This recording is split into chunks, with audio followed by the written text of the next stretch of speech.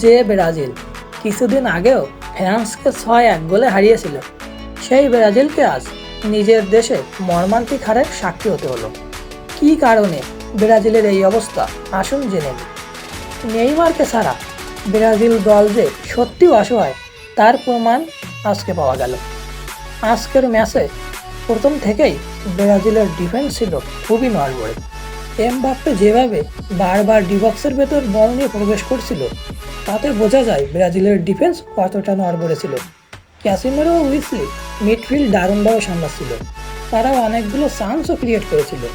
তবে ভিনিসিয়াস তার আসল খেলা একেবারেই দেখাতে পারেনি আজ। আর সে শট অন টার্গেটে কোনো শটই নিতে পারেনি। ব্রিমারের এক দুর্দান্ত গোলে ম্যাচের সমতা ফিরে আসে, তবুও শেষের দিকে যে আরেকটা গোল হজম করতে হয় ব্রাজিলকে। শেষ 25 মিনিট দুর্দান্ত খেলেছিল টিম ব্রাজিল। পরিশেষে বলবো, নেইমার ও অন্যান্যদেরকে দলে ফিরিয়ে না আনলে 2026 বিশ্বকাপ জয় করা ব্রাজিলের জন্য অসম্ভব হয়ে যাবে। ভিডিওটি ভালো লাগলে সাবস্ক্রাইব করতে ভুলবেন না বন্ধুরা।